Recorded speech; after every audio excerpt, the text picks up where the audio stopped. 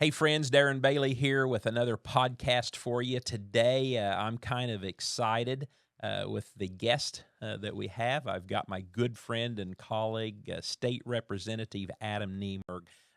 Adam took my place initially when I went into the Senate, and now, as you well know, the districts have been all split up, especially the conservative districts. And Adam, what's your district number is?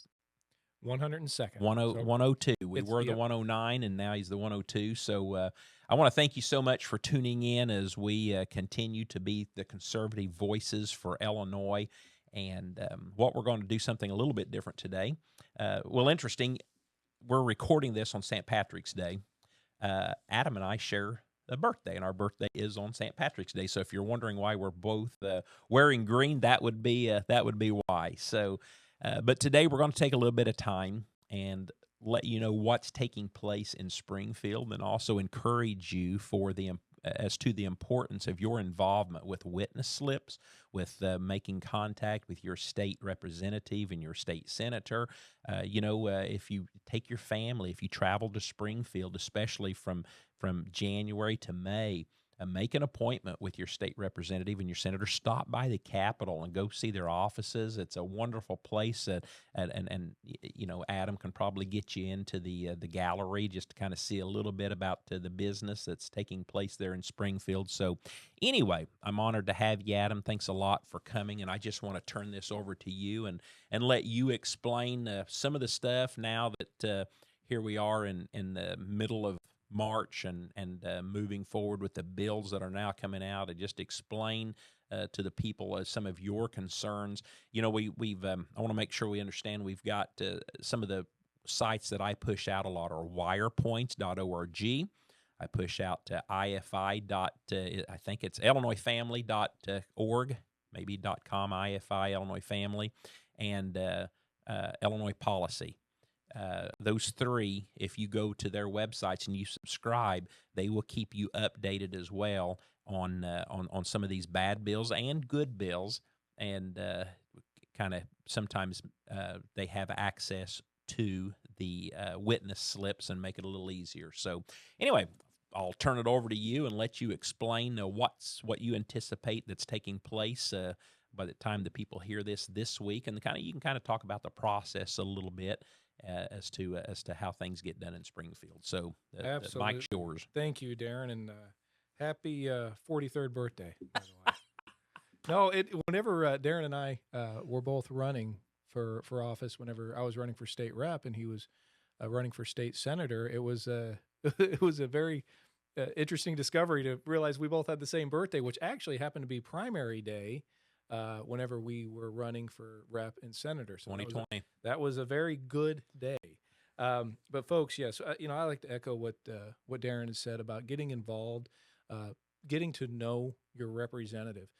Unfortunately, all too often we'll be at events, just like we were the last couple of years all over the state, and we would ask, who's your representative? Who do you go to with your problems here in the state of Illinois? And folks would typically say their congressional representative. They had no idea who their state senator was or their state rep was. So it's very important to get involved, to understand who your rep is, and understand who your senator is. Go to ilga.gov. Look at the bills they're proposing. Look at the bills that they've co-sponsored, because all too often you might find that your rep or your senator may be telling you one thing in the district and then doing something a little bit different whenever they're in Springfield. And that's why we're big proponents of term limits and really changing the status quo here in the state of Illinois. But I want to go over just a couple of bills with you and some things that have been happening. So this week we moved a few bills from second to third. We passed a couple pieces of legislation. Apparently, we are allowed to marry folks now. So there was a bill that went through the House to where state representatives and senators can now marry people throughout the state of Illinois, which I don't think I'm qualified for that. I voted no. Adam, what do you see the mentality of that is? I don't know if that was 4 years ago or 6 years ago now or 2 years ago that, I know one of the representatives wanted to give state representatives, I think it was LaShawn Ford, the authority to arrest people. And actually, so here you are, you develop the laws, and he wanted to have that have the legislative body be able to enforce the laws. And what are they thinking and stuff like this? I really don't know. It always blows my mind when I'm sitting in Springfield. We passed a bill that you can no longer declaw your cats. And I've got a whole list here of heater bills of what's coming down next week, what's moved from second to thirds. And it really boggles the mind, because we should be tackling the issues that are really important to the state, trying to bring businesses back, trying to keep people in the state of Illinois rather than leaving continuously. But yet we're passing legislation to say, hey, now we're allowed to marry folks. All right, It's just reprobate minds, I guess. I don't get it. It's the strangest thing. I mean, and it goes to a lot of other issues. I was sitting in the Legislative Audit Commission, and then I also sit on Appropriations General Services. And Legislative Audit Commission is a commission where the Auditor General completes audits on these departments, and those departments come to us in the Legislative Audit Commission to explain the findings, to explain the deficiencies. Well, we had a department just come to us this last week. They had 30 findings, 30 individual findings on their audit that were negative. 22 of them were repeated. But the interesting thing is, and I saw this in Approach General Services, these directors are all new. They continually, and I'm sure you saw that too, they continually cycle out these directors. So when they come to in front of the committee, it is, oh, no accountability, nothing to see here. That was before I was here. We'll try to improve on that in the future, but there's no action plans. Okay. There's nothing laid out. It makes you wonder. And for example, I had Kristen Richards, and she used to be the director of the IDES, Employment Securities, and we all remember what a fiasco that was the last 2 years. $2 billion in federal leakage on that, and fraud that we're dealing with. And we don't know what it looks like on the state side. They were not processing claims properly. It was a complete failure. Well, she was transferred over to the Department of Commerce and Economic Opportunity. She came to Appropriations General Services as a director of a new agency. Now, I didn't let it go. I asked her some questions. It got a little heated. And then it got to the point where I just said, why would you be coming in here from a different agency and having zero accountability whenever you were a part of this agency for the past 2 years? Why aren't you here to answer questions? Wow. Oh, boy, I thought she was going to jump over the table at me. Good for you. Okay, I just wanted to, rhyme or reason, it doesn't exist on the other side of the aisle right now. So go ahead. Sorry, and as you've always said, bringing accountability back. And what you see in Springfield is a lot of special interest groups. You know that very well, where folks will be around so long and they start paying attention. And honestly, guys, I see this with younger reps too that haven't been around that long. They start paying attention to the special interest groups, and they decide, okay, either I don't want to have an opponent in my next election that's going to be supported by these special interest groups, or I want to be supported by these special interest groups so I have more money to run my elections. And you see that in their voting records. Now, folks, that's why it's so important for us out in especially the conservative part of the state to have your support, to have each and every one of you come to our fundraisers, come to our events, be a part of the process, because we say no to the special interest groups. When these groups come knocking at our door, we tell them the right thing. We tell them no. Now, if it's a piece of legislation that's conservative, that looks great, they don't need to come knock on my door. But they know these powerful organizations, they know where I'm going to be. But that means I won't get the money, which is absolutely fine. I can sleep well at night. I don't have to compromise my integrity and my principles to pad my campaign. But folks, we've got a lot of bills that are going to be coming in the next couple of weeks. We talk a lot about the bad, but I want to talk a little bit about the good. There's something that I was working on the last several weeks. It's House Bill 2607, and I want to say thank you for everybody who filled out witness slips on that piece of legislation, because it did help. I worked the bill, worked very, very hard on the bill, actually, the hardest I've ever worked on any bill, and I'm very proud that I was able to get it called in Judicial Crim Committee. It's very, very difficult for a Republican to get a bill called in this particular committee, but we were able to get that done. This bill, it's an absolutely excellent bill, folks. You're going to love this bill. House Bill 2607 makes it a presumption that children under the age of 13 victims of sexual predatory crimes, sexual assaults, can testify via closed circuit testimony. And what does that mean? That means that you could have the perpetrator in the courtroom, but the child in another room adjacent to the courtroom, and that testimony can be fed in to that courtroom.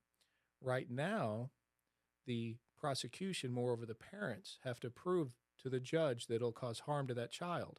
And sometimes those petitions cannot be granted. You can imagine a 4, 5, 6-year-old child having to be placed in front of that perpetrator that committed these awful acts and what that would do to that child.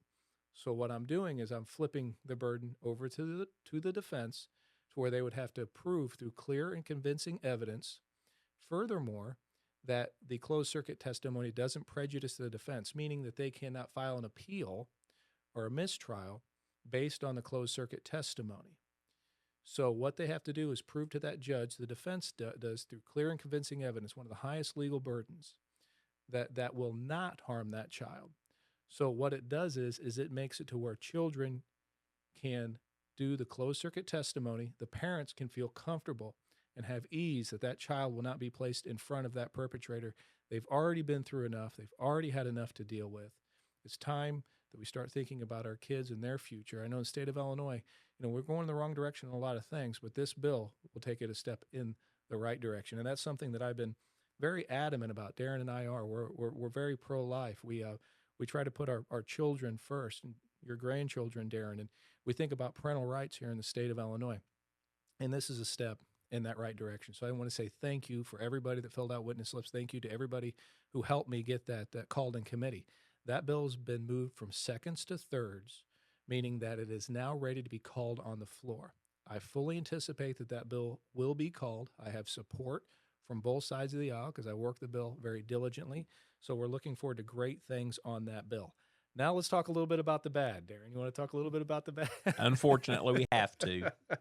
So it looks like we have got House Bill 2487. It provides that a committee shall make findings, conclusions, and recommendations regarding environmental justice and use of federal funds. Well, we know exactly what that means. When we talk about environmental justice, when we talk about federal funds, eventually it's going to be state funds. We saw CEJA come down the road a few years ago, and we're looking at 2035 and 2040 on coal and natural gas. Your Ameren bills have gone up, and bills like this just perpetuate that. They just make it completely worse.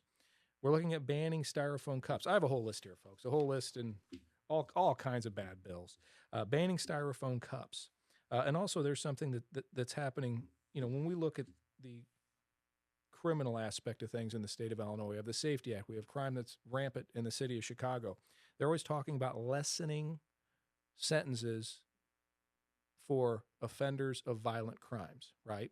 Well, they continually talk about lessening sentences for offenders of violent crimes under the age of 18, and they use the argument of they're not developed enough. They don't have the developmental availability in order to conclude that their actions were poor.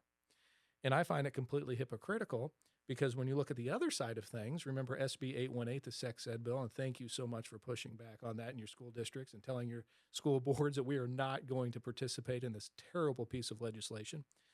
Well, they have children taking hormone blockers as young as third grade. We look at the parental notification, the repeal of parental notification for abortions under the age of 18. So I find it completely hypocritical that on those issues, those children have the cognitive abilities to make life-altering decisions. But on hardened criminals, now we just have to let them go. So that's something that we're continually dealing with here in the state of Illinois. House Bill 1049, it makes it to where an insurance company cannot deny a policy issuance based on the dog. So you come out to a home, somebody decides that they want to be insured by a particular insurer, and you see multiple violent dogs, you can't do anything about it. I think that's a step in the wrong direction. Here's another one. House Bill 3157 requires LGBTQIA+ diversity training for educators. Well, we know where that's going. Mandate after mandate after mandate. Here's another mandate. House Bill 1363, employer may be liable for gender-related violence on their business site. We know where that's going. And also, go back to the insurance portion of things. House Bill 1068 prohibits a life insurer or producer from discriminating against felons. I don't know about you guys. But if I am underwriting a life insurance policy, I think the criminal history of that person would be applicable to the underwriting ability of that policy. So those are just a few of those bills. We'll have a lot more that we'll go into in the coming weeks. The very last one is House Bill 1286. I think this one's pretty much at the top of the list for me right now. It provides the conversion of multiple occupancy restrooms to all gender inclusive. So, folks, you've probably heard a little bit about this. What's really scary about this is it's applicable to entertainment arenas, stadiums, community or convention halls, special event centers, amusement facilities, or other similar places of public accommodation. So, I've got a list of acts that have been committed, these terrible acts, 23 of them that have been committed whenever you are making an all-gender restroom, whenever you have that particular issue. So that's the real big one right now that we're dealing with. And I don't know how the proponent of this bill, the bill sponsor, can sit there and say this makes it even safer. You have a 16-year-old that could go into this restroom at a sporting event where this is just something like this. It's just setting it up. It's setting it up for these sexual acts to occur, these crimes to occur on women in restrooms. So that's something that we will be pushing against on the House floor. And then also we have a lot of other bills that you'll see in the coming weeks. But Darren, that's a little bit of the nutshell of what we're dealing with here in Springfield. Okay, so it's the latter part of March now. Explain to people just briefly the process. What have you been doing up to this point? You've been drafting bills. All your bills had to be presented by this past week. Is that correct? So now everything is on the table that at least we know, unless a shell bill pops up and out of the blue, which could happen. So now we're going to see some pretty significant committee action. It's really the committee action is going to heat up. Plus, these bills now start making them their way to the floor for a vote. Yep, that's absolutely right. So whenever we start off the spring, we're drafting our bills. We're coming up with different ideas for legislation, and then we have our bill drafters put that in action and get that assigned and get that put into the General Assembly. Then it goes into what's called Rules Committee. And you would have more experience. This is all kind of new to me, the old process when it comes to passing legislation, because I came in during the COVID mitigation standards and you came in previous to that. So you had a better understanding of the exact policies and procedures. Now, we adopt rules every General Assembly on how the General Assembly is going to be governed. If you go to my Facebook page, Adam Niemerg for State Rep, you'll see how I disagreed with those rules. And I called on the 19 that voted against Madigan to vote against the rules because this is just Madigan-era politics at its best. So once a bill is submitted, it goes into Rules Committee. That committee is then assigned the bill, and it's made up of Republicans and Democrats. And then they are the ones that get to decide if your bill is placed in a substantive committee. Now, folks, this is a heck of a process. So I hope you follow me here. It's kind of a long process. But once it's assigned to a substantive committee, then it's my duty to start working my bill as the bill sponsor. Now, you don't know if that bill is going to be called. And 98% of bills, 98% of bills that do get called are Democrat bills. And the bills they call of our bills typically aren't very exciting bills. They're just clerical bills. That's why I was so excited that I worked my bill so hard and was able to get it called. So once it's placed in a substantive committee, it's my responsibility to go work co-sponsors to try to get that bill called, to bother the chairman of that committee and anybody on that committee to the point to where they're so annoyed that they want to call my bill just for me to leave them alone. So that's what I did on House Bill 2607. I worked the bill. I talked to my colleagues. I was able to get it called in Jude Crim. It goes to that committee made up of Republicans and Democrats, and obviously more Democrats and Republicans. You present the bill, you debate the bill, and then there's a vote taken to either kill the bill, meaning that it's done, it doesn't get through committee, and it's ended its life cycle, or a vote is taken to where it's then moved onto the House floor. Once it's on the House floor, it has to be moved from second reading to third reading, which my bill was yesterday, which just means the bill has to be read into the record. And again, they can choose whether or not they want to read your bill. I went up just the other day and asked, what's the status of my bill? And I saw the person that was standing up there in the speaker's podium. They opened up their daily calendar, and I could see certain bills had the word hold on them. They found mine and said, nope, there's no hold on it. You're good. We're going to move it. We're just doing some other work first, which they can hold any bill for any reason, no matter what. So my bill was not held. It was moved from seconds to thirds. Hopefully next week, whenever we start moving a lot of bills, which we're going to start moving a lot more bills, we moved some this week, hopefully my bill will then be called. But again, it's completely at their discretion to call the bill. That's why it's incumbent upon us to work our bills, to not sit on our butts and just hope that something happens. We have to get up and be proactive and productive.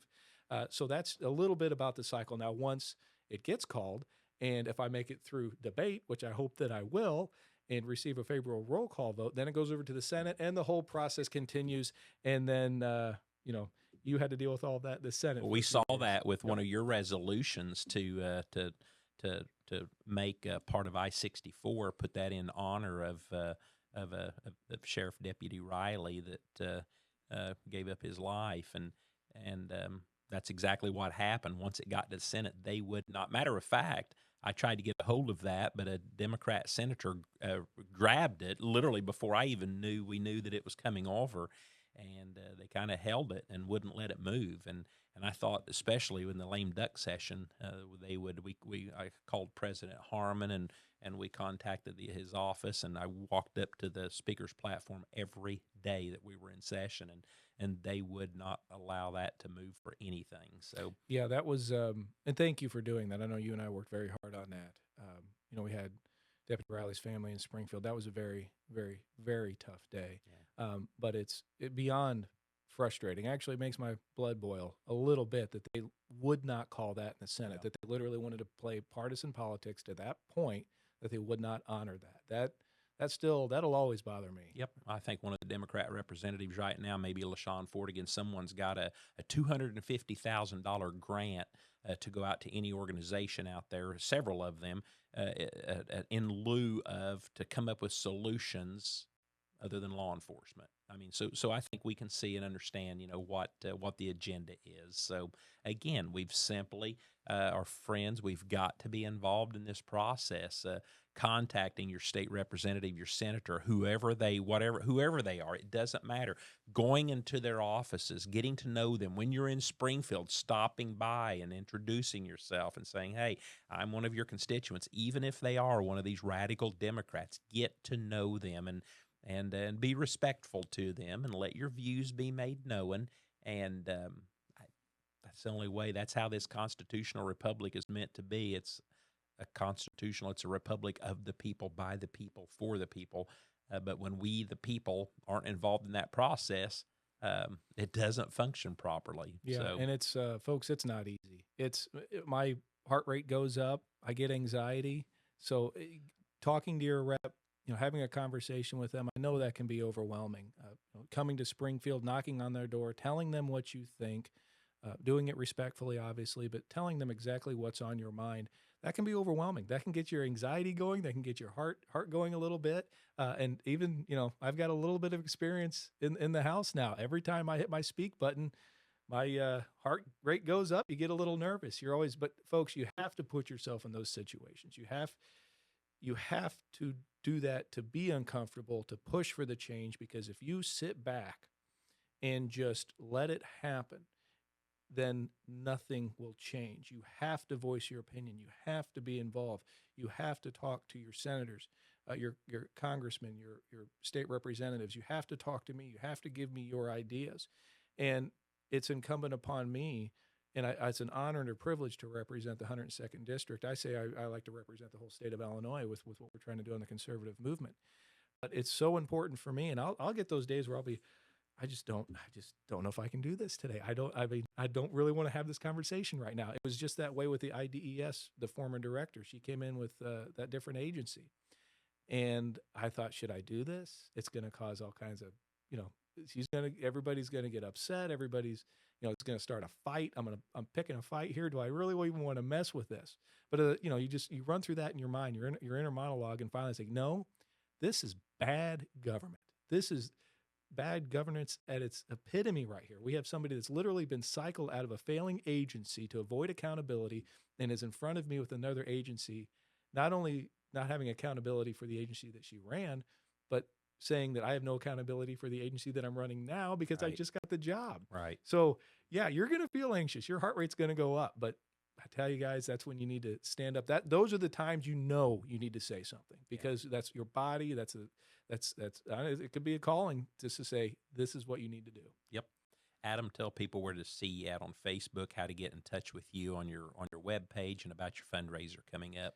Thank you, Darren. On April 15th at Irene's Vineyard in Oblong, everybody be there. It's going to be great. It's going to be a really good night. April 15th, Oblong, Irene's Vineyard.